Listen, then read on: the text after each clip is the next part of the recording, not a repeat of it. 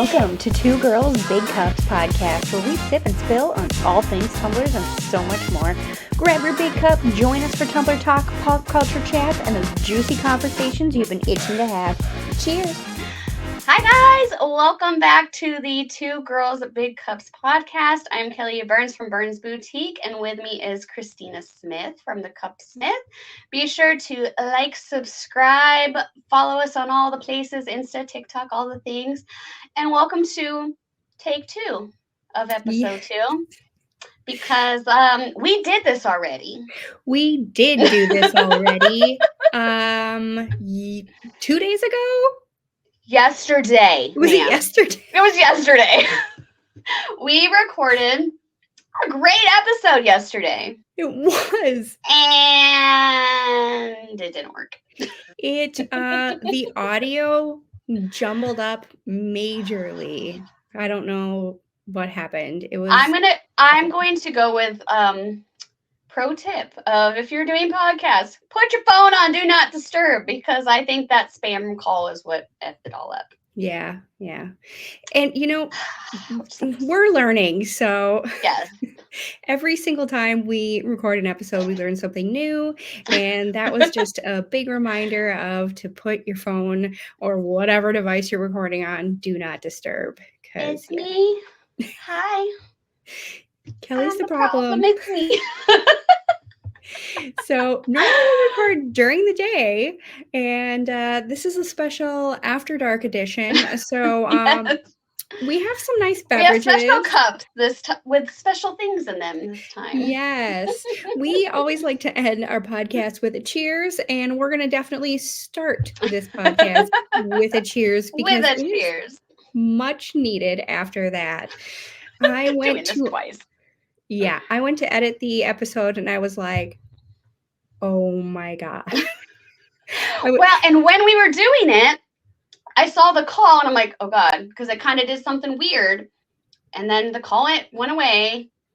I'm like, okay, I think we're okay. And then after a few seconds, I'm like looking at the recording, like the timer, and I'm like, mine's not moving. Yeah. And I noticed it, but I was like, is it still recording? You're like, yeah. I'm like, okay. On my end, it was. And I was like, it was. Mine wasn't. It's fine. So yeah, my end got fully recorded. There was like 70 minutes. On Kelly's, there was like 35. And then it took all the audio from Kelly's and then like interspersed it, and it was a big mess. And I was like, well, maybe I can fix it. And then I just like played like 2 minutes in, and it was like, nope, not fixable whatsoever. It was weird because it was like my intro, like it had the normal, and then it stopped, and then it picked up a random sentence from like 3 minutes later, put that there, and then it picked it back. I'm like, what was that? It was very clear very quickly that it was not fixable. Not fixable. All. And it sucks because we did such a good episode. It was a good episode, but you so know what? Good. We're gonna try again. This one's gonna be even better. Same topics. We're gonna, for the most part, we're gonna try to hit the same. Yeah, big topics, and we'll have. We might be a little under the influence this time. It'll be more fun. It's fine. We're adults. We can have adult beverages. This is our podcast. We do what we want. Let's show our big cup. So my big cup tonight is made by Vicky Diaz. Yes. I got this in the first 3D Tumbler Lounge swap. Yes. I remember that was before swaps went real bad, and we decided never again. The first one was like, okay, that was a little rough. Second one was like, dear God, never again. Yes. Never again. Never again. So yeah, we had a few bad apples that ruined it for everybody. But yeah. But the first one went really well, and you got that amazing cup from Vicky. Did. I love it. And she is an amazing, talented artist. So if you're watching, Vicky, we love your work. Vicky, I love it. I love you. If you don't know Vicky, you should give her a follow because she does amazing stuff. Yes. My cup is from the very talented Kelly Burns. She made this. When did you make this? This was back when you were making a bunch of them. This was a long time ago. Okay, well, let's see. This summer would be 4 years. So maybe that was like 3 years ago? I was going to say 3. Yeah, And probably 3 or 2.5-ish or something. You only made one goblet, I only did and I one was stem. like, I'm getting it. I'm getting it. Yeah, And I only did the one. when you released it, I was like, swoop that thing up. I got it. And I use it all the time, actually. I take it I to, love that. yeah, when we go to the Renaissance Festival up here, I usually bring it with me. Ooh. And it gets a lot of, head turns and comments, and people, it depends on I if should people, go to a Renaissance festival dressed as Winnie. you should. There are people that do that. I wonder if they would try to lock me up. That'd be funny. They might. Put me in the shackles. I didn't this last fall bring it, but the fall before I brought it, and the queen of the official queen of the Renaissance Festival, she stopped me and looked at it, and she was like, yeah, and she was like, oh my, where did you get that? And I was like, my friend made it. I was like, if you see my sisters, tell them I'm looking for them. He loved that. I love it. That's awesome. Yeah. So, and then there's other people who are just like fair goers who aren't quite so brave that don't want to come up and ask you about it, but that they're looking at. They're looking, yeah. Well, that's even like when we all went to Universal. I mean, twice I've gone with cups now, but like you went with me that first time too, and you'd see people just looking, not saying anything. Yeah. But you see them look when you pass, and then we definitely had a lot of people approach us. And they just ask, like, I had one because I took my Tri-Wizard cup the first time. Yes, and I had a lot of people stop me. I had one woman go, "Which store is that in?" I was like, none of them. I made it. Yep. You had a lot of people. And I'm double fisting tonight with some water. So this is what I took the second time, was my monster book. Yes. And tell everybody more about that. Yes. So I took this to Universal this last month, and we're actually making this in my mentorship group for April. Yes. So if you're interested in learning how to make that, you can come join us. Yes, we will have that linked in the description below so that you can join Kelly's mentorship group. It is worth every single penny. She teaches you so much about sculpting, not just polymer clay, but epoxy sculpt, how to fix things that might go wrong, anything that you want to learn about 3D tumblers. Kelly is your expert, and she will teach you amazing things. And Christina is in there and helps out all the time and makes us awesome graphics and guest teaches and all the things. Yes, you might find me there keeping Kelly in line. I could not run my group without you. I really don't think I could. You keep my head on straight. I have literally had to message her before and say, "What's my tutorial next month?" And I'm like, Kelly. She's like, Kelly, this is what you're doing. I'm like, oh yeah. I'm her secretary. This is what happens if I plan too much. Like, I have a problem of not planning, but then when I actually do well, then I forget what I planned. I legit have a notes section in my phone that is for you. No, you do not. I do. I swear to God. Things to make sure Kelly does. I'm dead. Oh, wait, I want to cover this. Oh my God, you pulling it up? Do you really? Yes, hold on. I got to cover this part. So, wait, I can't see it. What's it titled? Kelly, wait, hold on. Just tell me what it's titled. It says it's titled Kelly Reminder Notes. I didn't want to give away what all the things you need to remind me. Yeah, and might be future tutorials, but yeah, it's titled Kelly Reminder Notes. Oh, that's funny. That's sad.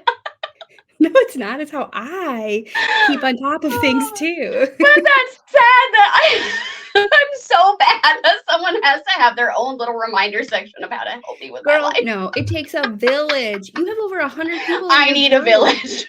Yes, it takes a village. It's not. That's so funny. Oh, that just made my night. That's hilarious. How I'm dying. A normal person cannot keep track of that big of a group, that many things. Like, you have a full-time job, you have a child, you have a husband. Like, I can't believe that you would think that you would be able to do all that on your own and remember all that stuff. Like, no way. I don't remember all that stuff. That's part of my issue. Well, yeah, but you're like, that's so sad that I can't remember that. No, it's not. That's normal. Everybody in the comments, you tell Kelly. ADHD life, man. ADHD life is hard. But it's not just that. It's mom, full-time employee, I know. Instructor of a large group. Like, you'll be proud of me, though. Wait, I'm not done. Okay. You're also a kick-ass ambassador for multiple companies. You have a ton of balls in the air that you are juggling. So you have a lot of things that you have to keep track of. So of course you need somebody to be like, hey, this is what tutorial. And she's being nice. I don't really do all that much. She's like on her lives and she's like, oh yeah, I got to remember to do this. And then I'm like, here. That's all I do. You have made me all sorts of graphics and all sorts of things. Yeah. You will be proud of me, though, because every time I'm approached with an idea or a let's do this, I'm like, yeah. I'm like, it sounds fun. Yeah. I said no today. Oh. I said no. You're pretty good about saying no, actually. I'm getting because I've been working on it. Yeah, I've been working on it. I've always been the yes because I'm a people pleaser. I'm a people pleaser. Oh, yeah. I want people to like me, and that's a Gryffindor in me. Hufflepuff. But it's like, yeah, I'm a people pleaser, and I want to make people happy. I don't want to make people disappointed. So I'm like, you want me to do this? Okay. And I'm like, I'll add it to my list of 50 other things. Like. Like knowing that's going to be horrible and stressful. And, I say yes. And today I was like, you know what? Like, it was a kind of a for fun thing. And so I was like, you know what? I got to sit this one out. I'm like, I work full time. I got a lot on my plate. I'm behind because I have so much on my plate. I got to skip this one. And they were all understanding, but it was like, good for me. I felt proud of myself for saying, no, I can't do this. Cause I'm not always good about that. No, I've gotten better. I've gotten better, but you're good about that. You're better about that than you give yourself credit for. Because I've seen you do it before many times. Where you tell me no all the time. No, that's not it. No, I've seen you say like I know that I have to do this for my kid or for my husband. I know we're gonna have to do this family thing or whatever. That is true. I told you no yesterday. Yeah, exactly. That is true. Because she was like, do you want to re-record tonight after like everything went horrible? And I'm like, no. I just wanted to give you the option. I'm like, can we do it tomorrow? Yep. Yep. All right. So we're going to give this a take 2. We do have a lot of things that we want to talk about. But as we just kind of tried to say the first time, we're going to be talking some things that could be triggering. So we're not going to do that till like more towards the end. We're going to be talking about quiet on set. So we're going to have everything timestamped for you guys. So if that's something you're not comfortable listening to, if you don't even know what I'm talking about, HBO has a docu-series, little behind the scenes of the kids of Nickelodeon, the things they went through. They touch on SA, other things. So if you're not comfortable listening to any of that, things will be timestamped. Feel free to skip. We'll give you a heads up too before we dive into that. So that way you guys can skip it if you want to. Absolutely. So we did want to touch on, because we promised you guys from episode 1 that we would touch on the Love is Blind reunion. It feels so outdated at this point. It does. It's like, because it was so... all you saw on TikTok. Yes. Love is blind, love is blind, love is... Now it's like, where'd they go? Yeah. Like, yes. It's so weird. Yes, because our attention spans for those things. It's like, on to the next thing. Yep, reunion happened and we're done. Yep. Well, and now it's like, well, what's the next thing making all the news? That's the other stuff we're going to talk about. So, but we said we would talk on it, so we'll touch on it a little bit. Yeah. But Yep. So we'll wrap, we'll do a wrap around. I never did do that trend. I didn't remember when that was the thing with the companies. Yes. I was always afraid I'd hit myself, so I never did. I'm like, I'm gonna go like this and like my big heavy cups, like I'm like, I'm not doing that. That seems dangerous. I'm not doing it.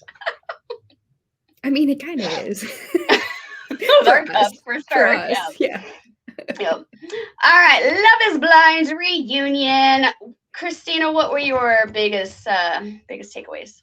So my biggest takeaway was that my perception of the people changed quite a bit from going into it. Like, I really didn't care for Clay all that much. I was like, he did AD so dirty, and I really hated that.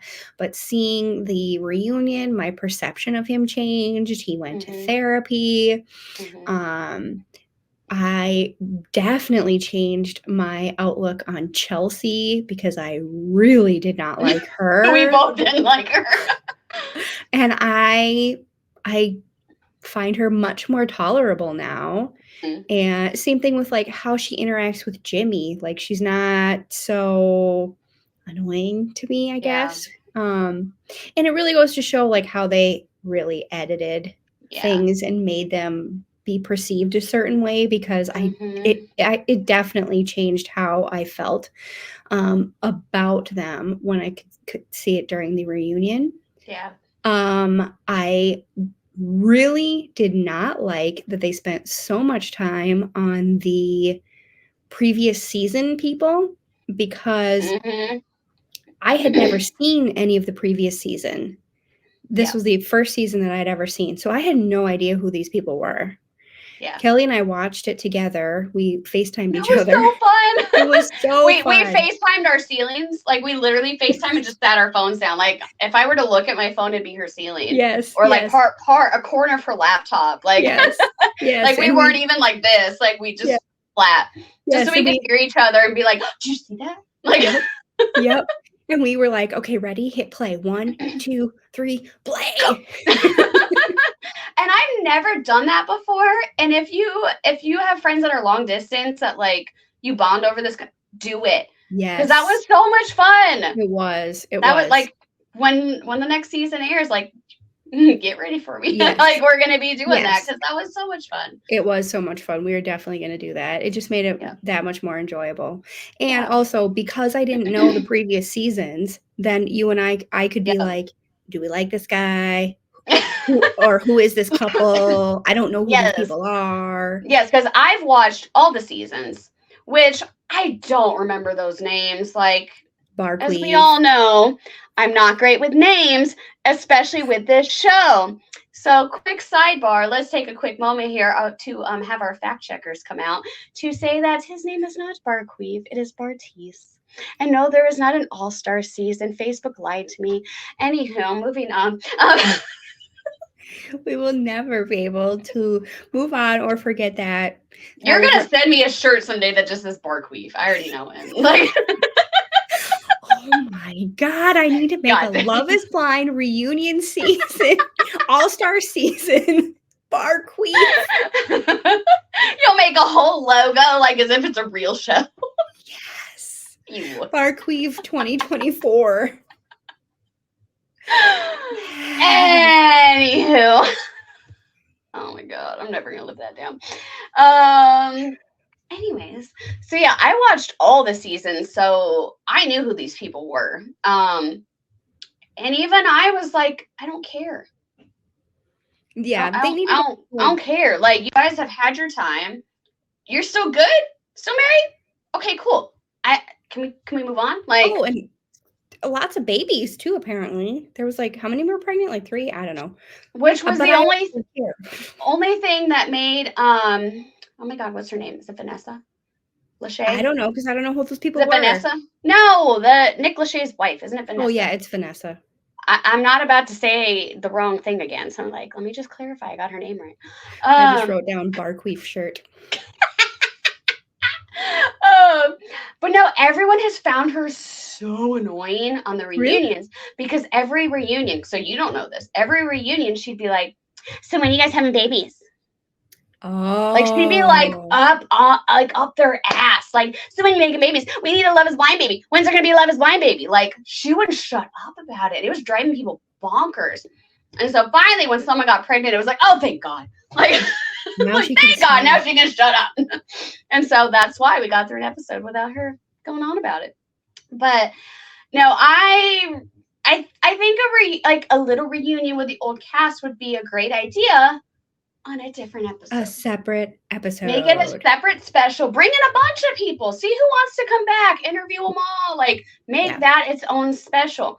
Yeah. But with the way they did it, they took away time from the people we actually want to hear about. Mm-hmm. When that reunion ended, me and Christy were like, so Chelsea, are they together?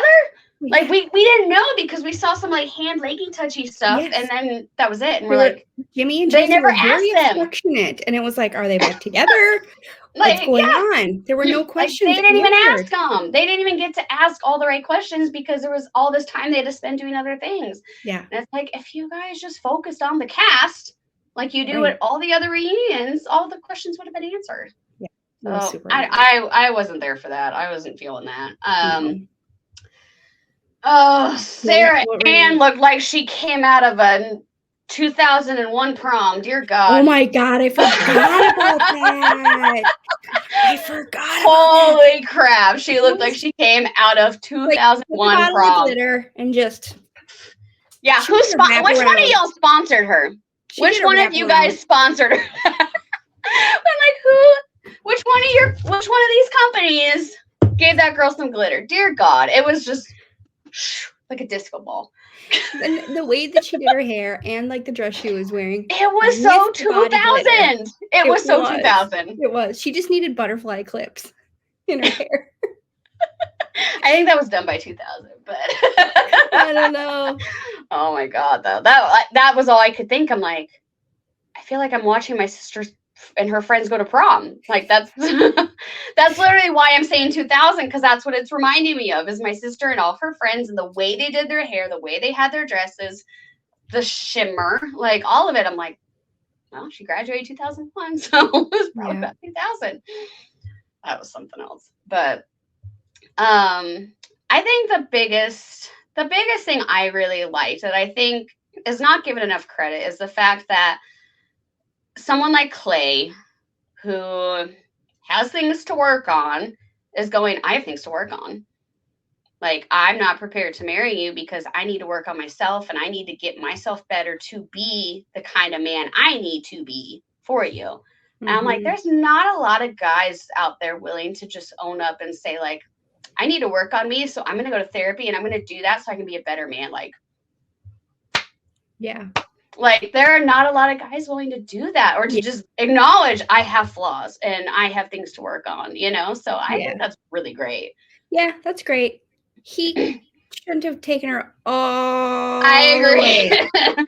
But we do know from what we've kind of heard about the contracts that they can get fined hefty amount if they don't go to the altar unless they work out an agreement like ahead of time. Which I bet that agreement is like, okay, we're not going to charge you, but you have to be on the reunion. Like, I bet there's deals like that. Or something. I'm sure there's gotta be all sorts of stuff. But yeah, I think that's why that tends to happen sometimes, is because they don't want to pay. But like you had pointed out, and I had to go back and watch that he was going, no. Yeah, like he's holding her hands, going, no, no. Like he's telling her, I'm gonna say no. Yep. Don't make an ass of yourself. Say no first. Like, he was trying to kind of give her a heads up. So it's like, I respect that too. But, you know, I do get, because and the episode no one will see, you made a great point that it was like, he's still kind of, you know, he still hurt her. Like, she's still valid in how she feels, and she's still valid and going, hey, you still kind of hurt me, and I'm not okay with this, and I'm not okay to just accept things, and that's okay too. Yeah. You know? Yep. What I had said in the Lost episode. That's what we'll call it. The Lost episode. Was that because you were like, you know, I wish that you basically said, like, I wish that, you know, she could take I wish he could. Well, it's more like I wish he could see what he's doing and why that is the right answer. Yeah. Because it is. Yeah, and what I Because, said was, okay, he could have said yes. He could have married you. And would that have worked? Probably not. And that's what he's identifying early. But, right. You still made a good point. That's like, she still went through it. She still felt it. And that doesn't just erase that either, Right. So. She gave her everything, and she doesn't have more to give. And she's like, I gave you everything. I can't give you more. That's valid. That's what I said. So, yeah. Yeah. It kind of makes me sad, though. It does. It does. You could say he still wanted to be with her. Oh, big time. And you could see those interviews. You could see her hurt, too. She's still very hurt about them not being together. You can tell. There's a lot of hurt there. And it's going to take a long time for both of them to get over that. They're going to carry that for years, I think. Yeah. It was just it was the interview at the end for me, where it was like asking her, and she's like, yeah, no. And he's like, we're going to work on things. But it's like, oh, buddy. Yeah. Yeah.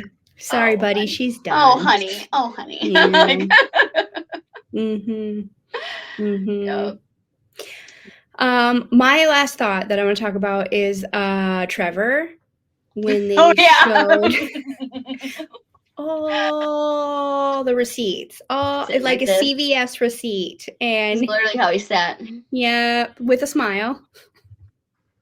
Yeah, and he's like, I don't know what to say. Can I go? Can I go? When they just were like, you came on the show with a girlfriend. Yeah. And we're texting her how much you love her. What do you have to say about that? And he's just like, I was not expecting this. Yep. What was it? He's like, I had a thing I was going to say. Like, or something like that. And he's just, can I go? Like, I was like, yep. Like an uncomfortable child. Like, oh, that was so good. Yep. I just remember you and I were just cracking up that whole. Oh, yeah. Like, it was just so uncomfortable. I feel like that was the best part of the whole episode. It was. Oh, that was the best. Like, Nick's reading them out loud, and then it would cut to him, and he's just. It was so good. I mean, what can you say? I know. I know. Yep. Yeah. All right. Well, should we talk about it? Let's talk about it. Trigger warning time. Trigger warning time. If you are not comfortable listening to anything about Quiet on the Set, any of the topics involved, or if you just aren't done watching it and you don't want anything to be spoiled, but you probably shouldn't go on TikTok either if that's the case, because it's all over right now. Everybody's talking about it. So Quiet on the Set, 4-part docuseries that's on HBO Max. All about what the kids went through on the Nickelodeon set back in the day, back in the 90s, 2000s. So here's your chance. It's a lot to unload. Yeah, this is your chance to skip if you don't want to listen to these topics, because it's a lot and it's heavy. And I know some people are kind of like, I can't watch it. Like, they just gotta get my notes. Yeah. I know some people got into that first episode and they were just like, yeah, I'm done. Like, they knew they couldn't handle it. Oh, yeah. You know? It's heavy. It's heavy. It is heavy. It is heavy. And it does make you view your childhood a little differently. You know? Yeah, those shows. Like, so I very distinctly remember all that, watching all that. Yeah. I remember that I didn't watch the Amanda Show that much. Like, I feel like I watched it a little bit. I think I was just starting to age out of it, and I remember I didn't care for her comedy. I don't know if it was her comedy or just the comedy of that show as much. So I didn't watch the Amanda Show very much, but I know that I watched all that a lot. So I watched a lot of all that. I did watch a bit of the Amanda Show, which makes sense because you're 4 years older than me. So kind of makes sense age-wise that I would still be there while you're not, you know what I'm saying? Yeah. I didn't watch Drake and Josh. iCarly, Drake and Josh, none of that. No. That was all past our time. Yep. But I like, I've heard of them. And right. I know who Miranda Cosgrove. That's the name of the actress on iCarly. That's more than I could say. That's the name of the. I just don't know if that's her last name. I think you're right. I think you're right. Yeah, At least not say Barqueef. I mean, that's fine. She's the main actress in iCarly, and Drake I only knew Bell from Drake and Jeanette Josh. McCurdy. I only know about Jeanette McCurdy because of her book. Because that was such a hot topic. That's the only reason I even know her name. Well, and then Ariana Grande with what was the name of that? Oh, Jeanette McCurdy. So they were on Cat and Sam. And I actually did watch that show. Sam and Cat. I actually did watch that show with the girls I used to nanny. And I actually kind of did like that show. It was a cute little show, what I remember of it. But then watching the clips back from the documentary, like I don't remember the gross stuff that they showed of Ariana Grande. I think that was okay. And if I am wrong, feel free to correct me in the comments.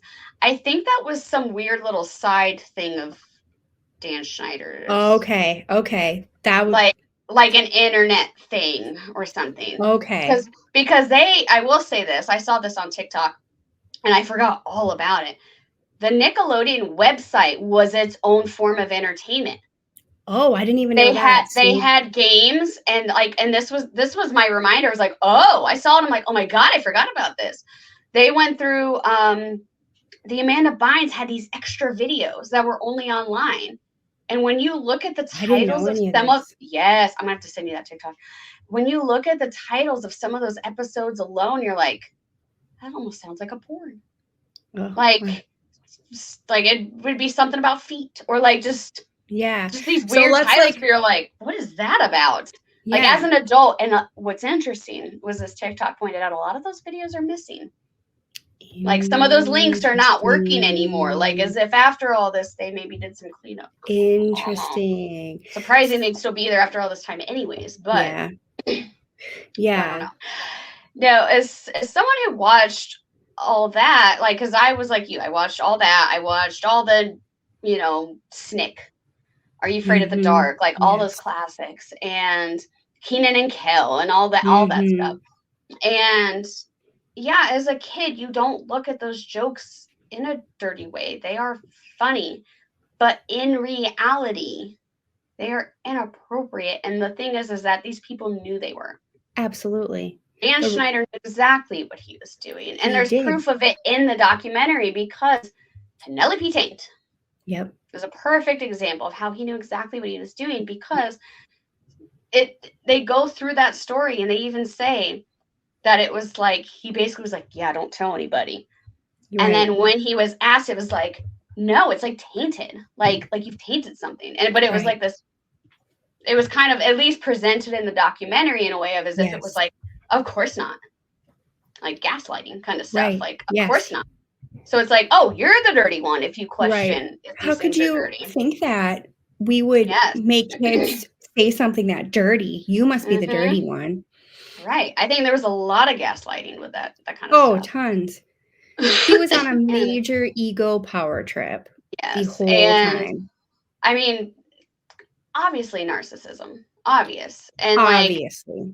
And just that and it was all the manipulation, everything. When you watch it all and you just add it all up, it's holy crap. Because even just the way they would talk about how he would lift you up. Mm-hmm. You're so amazing. You're one of the best talented ones here. He'd give them all these things, and then he'd go rip them a new one on the set in front of everybody, tear them back down. Yep. He told that Katrina girl, I chose you. You're the star, and we're gonna make the Katrina Johnson show. Mm-hmm. And then she got too old and went through puberty and got too fat, and now it's the Amanda show. Mm-hmm. I'm like.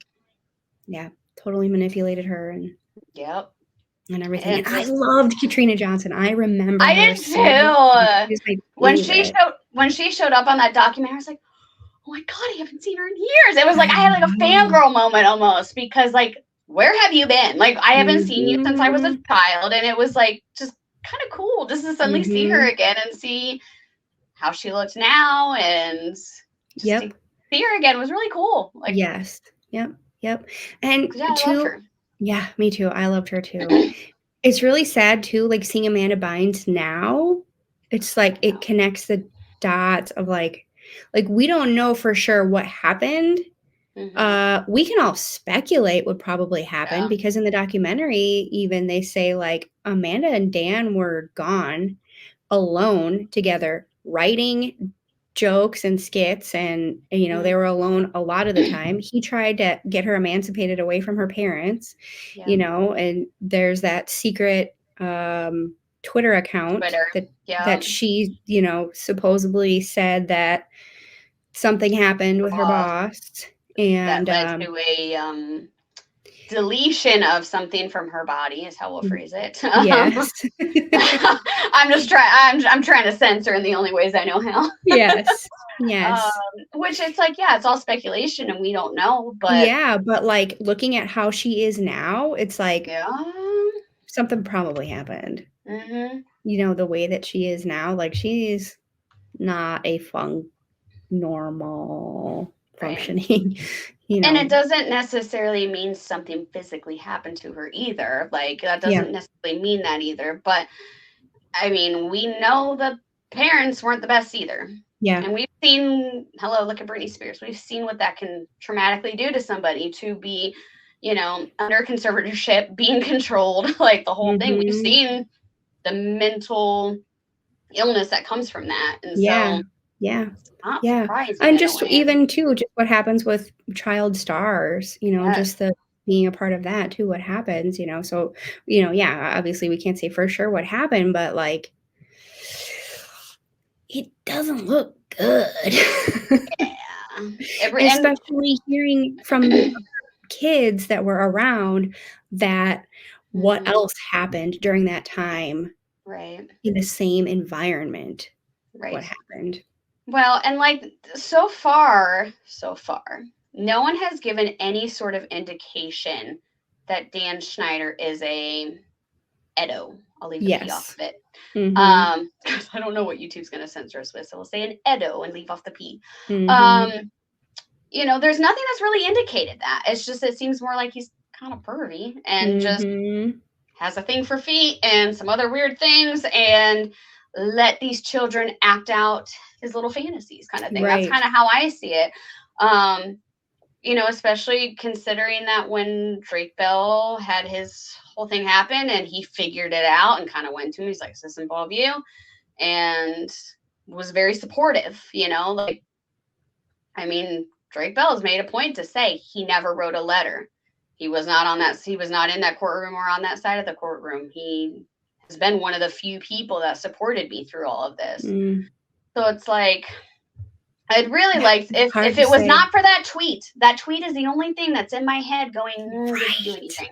If it was not for that tweet, I would honestly believe that he's just a dirty, pervy man that just makes some very, very, very bad and inappropriate decisions. He's a full-on narcissist, sexist, all the things, you know. Yeah, he's definitely got misogynistic, you know, paying his two female writers half of their pay, making them split their pay, and then totally denying it. Sex worker, like whatever that was, like just inappropriate. The massaging, like there's sexual harassment. There's sexual harassment. Dude, for sure, fully available. I'm sure. Yes, well documented. Like the pictures. I mean, saying someone was always massaging him.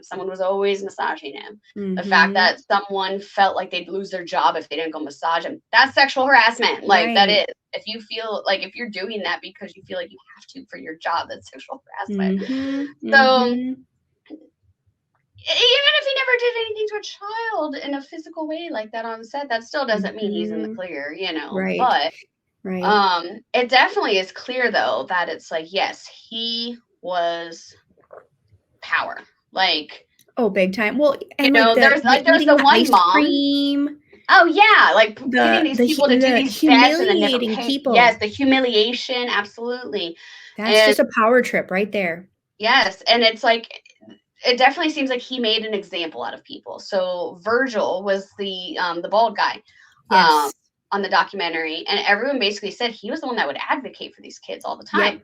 Gets fired on set. Like, and he even said how it caught him so off guard. He's like, I thought we were friends. And I'm just out of the blue fired. And yeah, he'd stick up for those kids, and that's what happened. And then you have there was that one mom that would speak up for her son. Yes. Yep. Doesn't get invited back for the next season. Brian And Hearn's mom. Okay, Yep. thank you. I didn't know the name. They basically said like it really messed up their relationship because it was very obvious it was because she spoke up.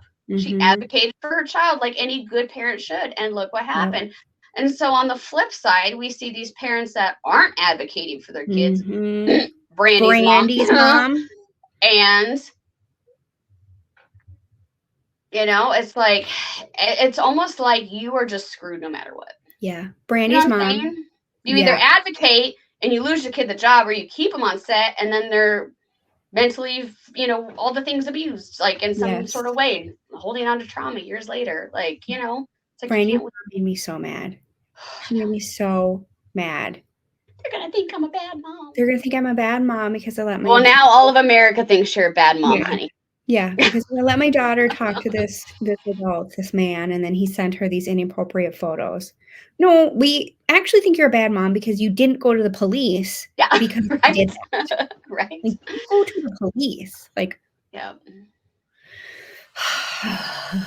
That made me so mad. Well, and one thing I had told you before on the Lost episode was that I didn't realize, because I watched it all a second time. And if you liked, I feel like like's not even the right word. If you found the show interesting, and I would watch it again. Yeah, I agree. Because if you were able, because there's it goes very fast with some of these facts.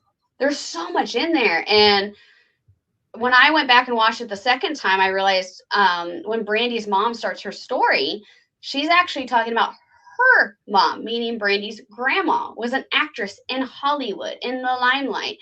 And Brandy's mom was saying how that's what she always wanted, and her mom wouldn't let her. She didn't want her in that industry. Maybe because she knew a thing or two. Maybe for a reason, yeah, you know. Right. And so I think it was one of those sad situations where a mom's taking her daughter and being like, you're going to live my dream for me, kind of thing. That's what I really feel like that whole situation was. Yes. Yeah. Yeah. Very well could have been. The thing that really also upset me too was when she didn't go to the police because she was worried about how it would look poorly on her, is then other children then were abused after that. Right. So then in effect, she allowed that to happen. Yep.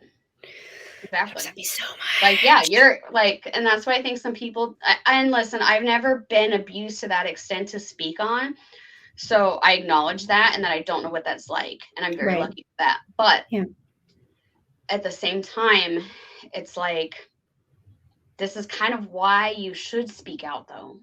You know, like, I'm not gonna sit here and lecture and be like, you should speak out. No, because I don't know what that's like to go through. And I'm sure that's terribly hard. You know, I can't relate. But that's kind of something to think about. Yep. You know, if you were abused, if somebody else, anything, is that if you don't, you could potentially allow someone else to get hurt, you know? Yep. Exactly. Well said. Yes. We don't know what it's like, but I don't know if people think that way or not. Yeah, or we don't know because we're not in those shoes. Exactly. I don't know. But I think that's something that people kind of should think about and consider in that kind of situations. Like, yeah, she was very worried about her own image and all of this, but she didn't take a second to think. He works on a kid's show. Yes. With other kids. Yes. If we just run away from this, it's not going to stop. Like, yes. And the parents were not allowed to be on set either. Is what they say. Yeah. But then you see other parts of the show where they say parents were supposed to be on set with their children at all times. Like there was they told us some of those laws, like labor laws, like certain hours to work, and like that's why they talked about like having a school on set. Like there's certain laws they have to follow, and that was one of them, was about like the parents being on site. And so when they say parents weren't allowed on set, it's like, yeah, they told you wrong. I'm not saying she's lying. I'm not saying they're lying when they say that. They probably were told, yeah, you can't come on set, ma'am. I'm sure they told them that. But that's just the list of laws that were broken. Yeah. You know, because that's the thing. We're also like a lot of the conversations about this person did this to this person, or, you know, all these different stories of abuse and stuff. But the network itself broke a ton of laws. Yeah, they did. Child labor Really laws. did. They worked them longer than what was allowed. And Yeah. Yep. Yep. There's all sorts of stuff like that. And I think the one thing that's gotten me the most, I don't think I'll look at slime or anything like that the same again with all of the C shot jokes. Yes. I couldn't believe when I think, and you know, and like my parents watched some of these shows with me and they never saw anything either. And I think it's just one of those things when you see something here, it's like you might go, but it's when you go, and you line them all up in a docu-series like that for you're like, holy cow, like you didn't realize the extent of it. Or when it's not colored green, when it's colored like a clear creamy colored too on the show, and it's like hello, they had some... who okayed that? Apparently the network, according to Dan Snyder. Yeah, Dan did. Or the Brian Pickle Boy hole in the door. We know what that hole in the door is to represent. Yeah. And he passed that pickle through. The giant pickle through the hole in the door or wall. Edo. Yes. Yeah. Yes. And then even the follow-up of who was it? Roy Romano. Yeah. Yeah. And he's like, like. Yeah. And he's on the other side, like yeah, that pickle. I'm like, oh my God. Yeah. Everything about that was just cringe. Like, Ray, you're an adult. You know better. How are you participating in this? And you're a big star. Like, come on. Oh, and that's where it's just, you know, it was just the converse. Like, if anything was questioned, you know, they just put it in a way where it's like, dude, it's a kid show. What are you talking about? Exactly. Yeah. What are you talking about? It's a kid show. It's just and pickles, and kids think it's funny. Yeah. Okay. So it's like, yeah. Yep. Those people knew what they were doing, and the people that did it, I don't blame as much. I don't blame them as much because I'm sure they were, you know, kind of gaslit into absolutely all fine and stuff. What was crazy was episode 4 to me was kind of wild, of the sudden progression of how not so subtle it was anymore. Yeah. Like the All That days, it was like, oh, maybe a little snot shot, and that was a C shot, or, you know, a thing here or there. And then they show, you know, like the Ariana Grande stuff, pouring water on herself, and like, I'm like, that looks like a shrimp. Yeah. Like, are you? Yep. Everyone felt like this was okay. With the big potato. Trying to get the what? Yes.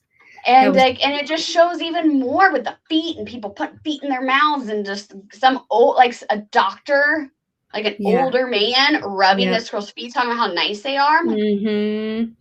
Like, it was less and less subtle, it seemed like. In those later it seemed like, well, we've got away with all this. Let's just keep pushing the envelope and see how far we can take this. And I guess it got so far, he got fired. Yeah. Right.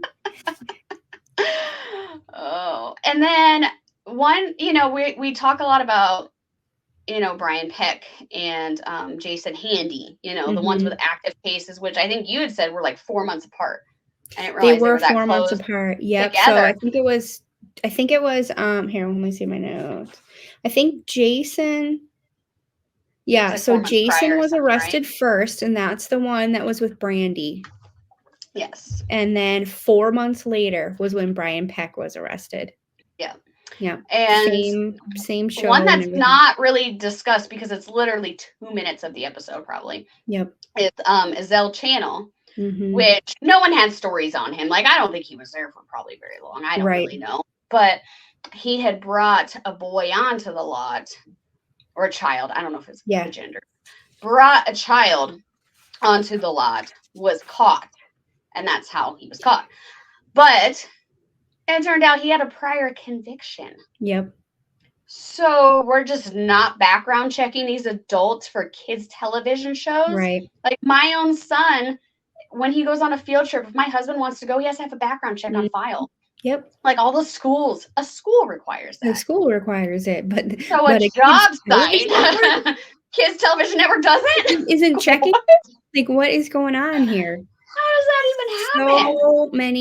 So many things were missed. So many And things I were missed. don't think that, and that was not like in some crazy year, like where background checks weren't a thing. No, background checks have No, always been available. Like no. And that would have been easy. That would have I been want to nothing. say the You know? Drake Bell was like 2014. Like it wasn't Yeah, right. that Oh, I long know. I ago. had a background check done for school in like 2009. So I mean, I Yeah. know that was a very capable thing Oh yeah, back then. absolutely. So I'm like, Absolutely. how do you just don't do it? Yeah, Like they just that's didn't do wild it. to me. They just didn't do it. There were so many things that were missed, and it was at the expense of these children's Mm-hmm. childhood, you know? Yep. It, Yep. it's so sad. It's so sad. Drake's dad is what killed me the most. Yeah, I felt so bad for that That was dad. hard. And you more so because so for everybody watching, Kelly is very intuitive. Kelly Kelly I has don't know this if it's a blessing or a curse. I can't figure it out. Kelly has this really amazing ability where she can just sense from I don't know what it is when something is off. She can tell something with this person is not right. This person Yeah. or this situation is not right. Don't trust this person. Don't trust this situation. And she's done it so many times now where I'm just like, if Kelly is ever sounds the alarm to me, I'm like, okay, Okay, bye. all right. And that's even me with myself right now. I'm like, if I just feel it, I'm like, you know what? I don't care if you get mad at me. You can, yeah. Like, I just trust it now. I just trust it. But yeah, I've always had this like weird, like, I'm an empath, I guess is the term. Mm-hmm. I feel it and I know it. And so watching him just explain, like in the very beginning when he was first around Bryant, like that whole early part, like when he was still the manager and everything, and just what he felt, like it kind of hit me in the gut because I'm like, oh, I know that feeling. I Mm-hmm. know that feeling when like you have no proof. You have no proof of Mm-hmm. something, but you're just like, you're not good. You're not a Mm-hmm. good person, or you're shady, or like you just know it, but you have no Mm-hmm. evidence. You have no proof. Like they literally haven't done anything yet, but you're like, Right. you're gonna though. I know you're Right. gonna. Like, and you And just feel it. nobody But believes what you, are you gonna and do? What are you gonna do? Right? nobody believes you, and everybody loves that person, and you're like, there's Yep. something not good about that Yep. person, and And watch out, so guys. And he everybody tries to, else is like, what do you yes. mean? Yeah. So he tries to like tell Drake's mom, oh, it's because he's gay. You're just homophobic. Like you get gaslit. You get Mhm. gaslit if you try to say that anything bad. Yeah. And so you just kind of like I do what he did, where it's like you just okay, like just keep this to myself and just Yep. kind of tell someone to be careful because that's all you Mhm. can do. Right, and you've done it before where And you've been like, "Well, maybe I am crazy. you Maybe" you have done it before but where you I wasn't. no, But no, I you wasn't. look, but before it's happened Yes. like 10 times now. You've been like, "Maybe I am crazy, maybe but it's happened so many Right. times now where now you are like, "I'm telling you guys, I'm telling you." And it's always right. Because but like I was telling my husband that part because he didn't watch the show, so I kind of was telling him about that whole thing. And so, as another dad, of course, he's like, I would have done this and I would have done that. I'm like, no, you can't. Like, you Mhm. can't. Like, that's such a tricky situation to be in. Because let's say he did. Let's say he fought hard and was like, no, I'm going to be your manager. No, your mom's not taking over. This is not happening. Great. Now your kid doesn't talk to you. Now what? Mhm. And And remember, now, he was you know, 15. He was a right. teenager. It's not like it Mm-hmm. was a little kid. He was a Mm-hmm. That you he can be was like, this is what we're going to do. Like, yeah, no, you're right. right. He was That's a a very good point. 15-year-old kid. Yeah, he had the right to say what happened with his career and what he wanted and whatnot. And the dad was respectful of that. And so I feel like he did all that he could. I really do. And Yeah, maybe he that's was an in a unpopular opinion, but I feel like he did everything he could to still keep somewhat of an open door with his kid. Right? Because you don't want that door cut completely. You don't want that door totally shut. Right. Like, you might have to pass these things over and let someone else have control and whatever, but he was in a tough spot because he was didn't in a want to. very tough spot. He didn't have any proof. He just had a Right. feeling. He had all these people around him that were telling him that he was crazy, and he didn't want You're to homophobe. right. He didn't want to jeopardize an opportunity for his son, and he didn't want to ruin his relationship that was already not in a good spot either further. Nope. He didn't want to further damage his relationship with his son. So he was in a really tough spot. And so he did what he thought was best at the time. Looking back on it, it's really easy for all of us to say, you shouldn't have done that.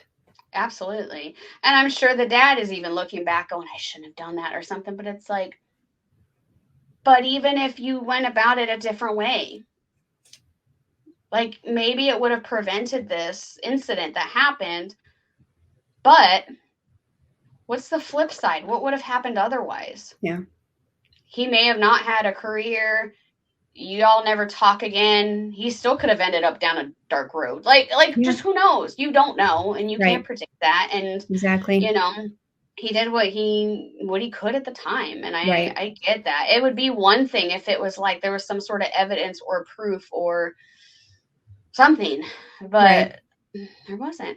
Right. Yep. I feel really bad for him. Yep. And I think you made especially a good as a parent. point. Yeah, and you made a good point as a parent on our little lost episode, which I think is the biggest takeaway on this. Like, if you're not comfortable watching and all that, like, I totally get it. But I think it's a good reminder for all of us who are parents to have those conversations with your kids. Yep. Because you talked about that one part, if you want to do it again, about Drake Bell. Yeah. So there's a part in the episode where Drake Bell, after like I think it's like the first incident where he was the first one. where he was essayed, where he's like, I didn't know what to do after that happened. He's like, what do I do? Call my mom, go run outside and sit outside and wait for her to pick me up? No, I'm not going to do that. And I was like screaming at my screen, and I was like, yes, that is absolutely what you do.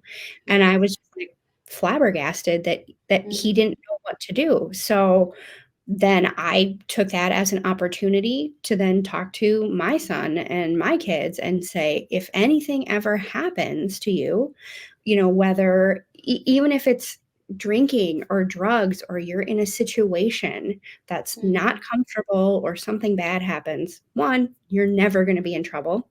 Two, always call me. I don't care what time of day or night it is. If it's 3 a.m. and you're waking me up, not going to get in trouble for that ever. And I will come pick you up. Always call me, And so we had this conversation about it. And so it was an opportunity for us to open a dialogue about that. And so I wanted to make sure that my kids would never, I don't want my kids to ever be in that situation where they're like, I didn't know what to do. What am I going to do? I want them to always know they can call me. I think a lot of that was probably too just him being in shock. Because this was someone that was like his best friend, like someone he was super close to, and it's like, what just happened? Like, I'm sure that was part of it. But yeah, it's like but it also continued to happen, and like I don't want that to I don't want my kid to ever be like, I didn't know what to do. I want my kids to feel that they're strong enough, or even if they don't feel strong enough, that they can at least come to me. We at least had that conversation. I don't even think this is the right word. Unfortunately, it's the right word, not the right word. But it's like, because he was the age he was, I think that's part of that. Could be. He could be. Yeah, he could have been really embarrassed and uncomfortable. But also just the fact that he's adult enough at this point to know what it could mean to tell, and that of just. Because we hear this stuff all the time, which is Hollywood of, the power and the, way people abuse it. And sorry, I just got UV resin on my finger. Like, what did I just touch? Sorry. I'm not just like randomly reaching for things over here. Sorry. I was trying to wipe it off. I touched my desk and then I'm like, what the hell? Anywho, squirrel. Anyways. I had a squirrel moment. Just have these conversations with your kids, okay? That's the moral of the story, okay? This is what happens when we record past my bedtime. Just have the conversations with your kids. Have the conversations. And I really hope to create a safe environment for them.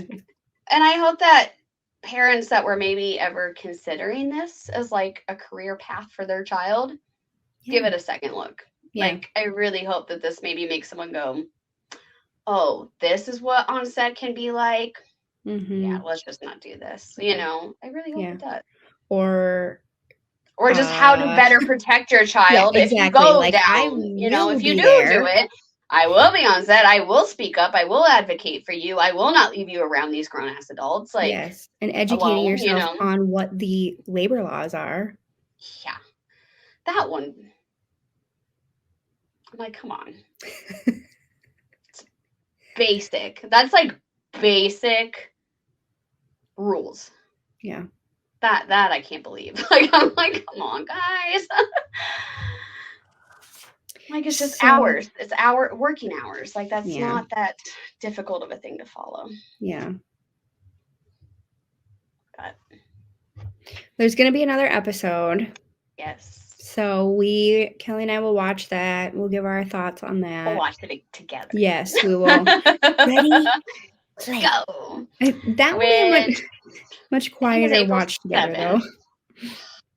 I know. During the reunion, we were like, "Oh my God, we're like laughing and just commentary all around." Or, do we like them? No. I'm like, oh, well, he blah blah blah blah blah. Like, just This will be like, this will be a much different watch together. I know. I did see something today though, about that episode. I guess Drake Bell is going to be in it more. Yeah, I heard they have like another interview with him, which I heard that he was going to be interviewed. I feel like he's not done yet. Yeah.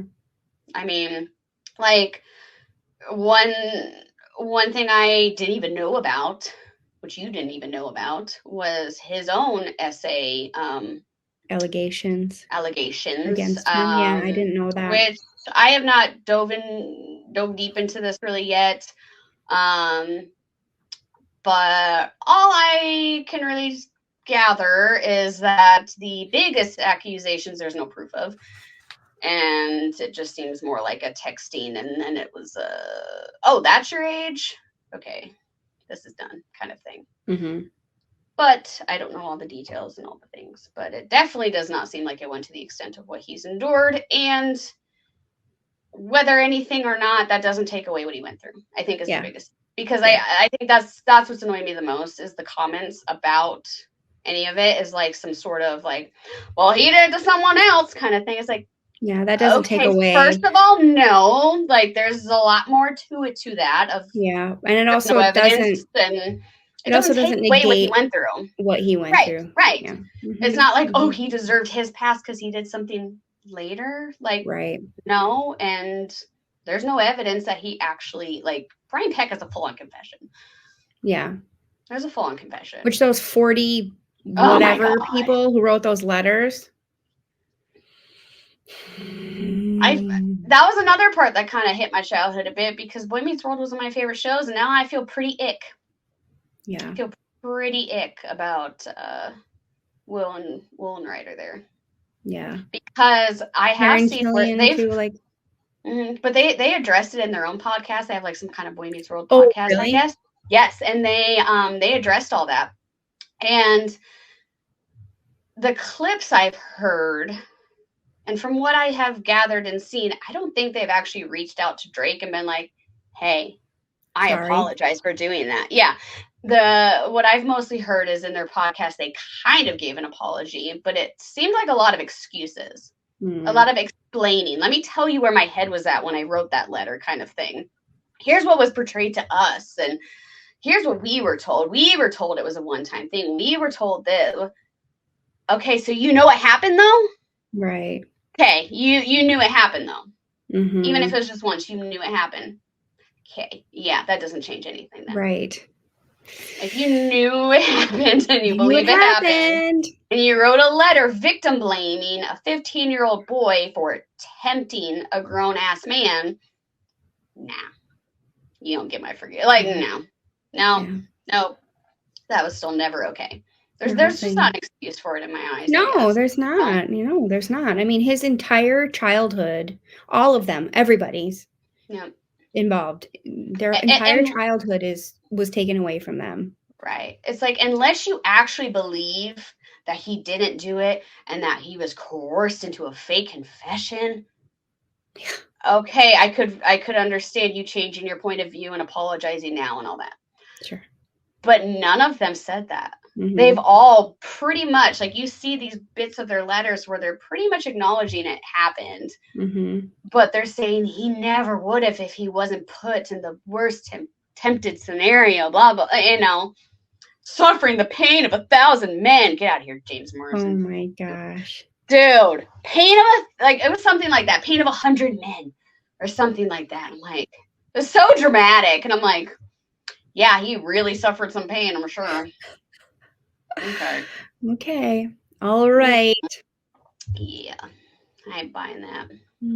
Okay. And he's been quiet, apparently. Yeah, I haven't heard a thing from him. Not a thing.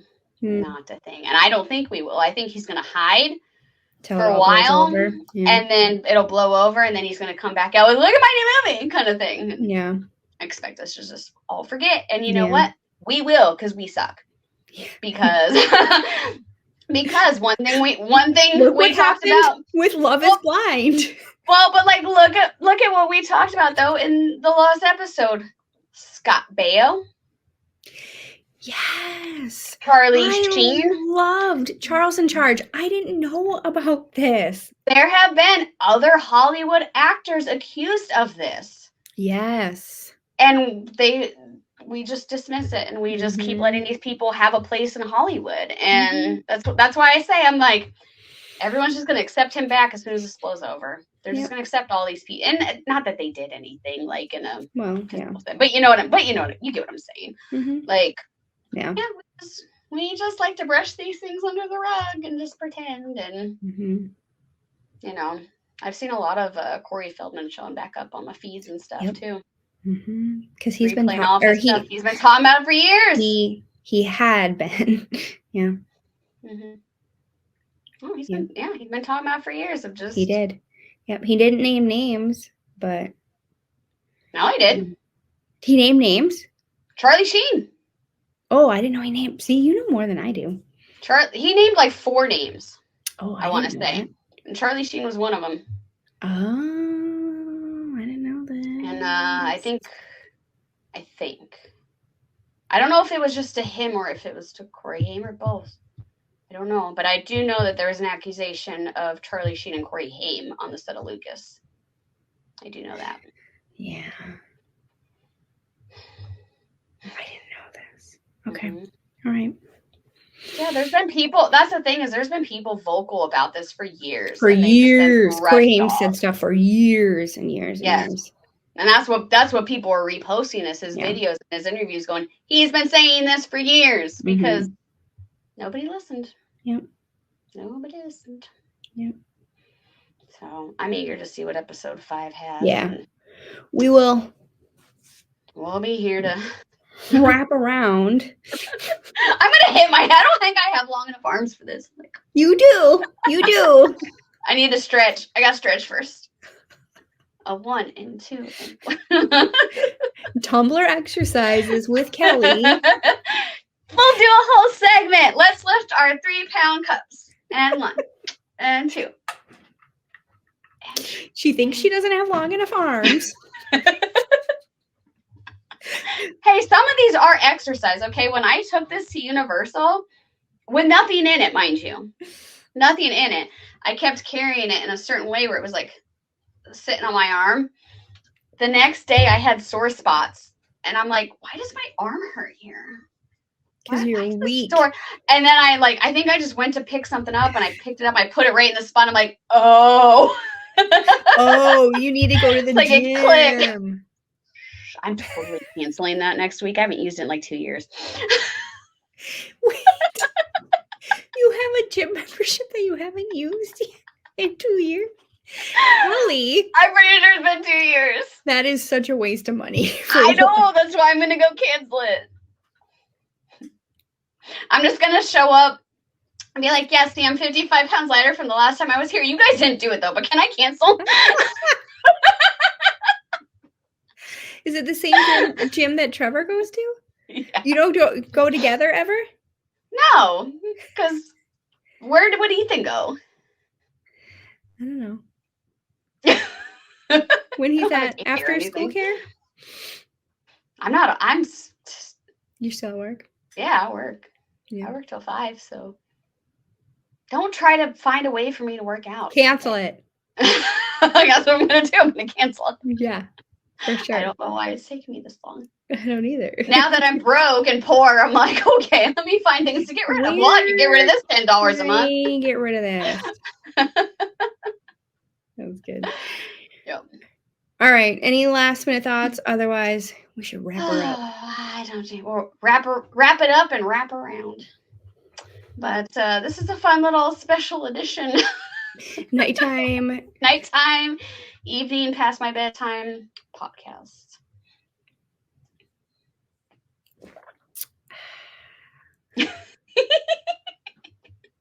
We might have to do more evening ones more often. I don't know. Just kidding. I like sleep. I like getting it done in the day. I do. All right. You want to close this out? Yeah. Thank you for joining us, guys, on this special nighttime take 2 edition of our podcast.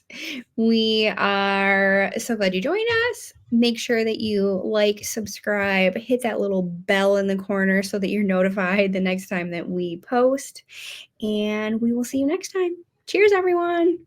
Cheers.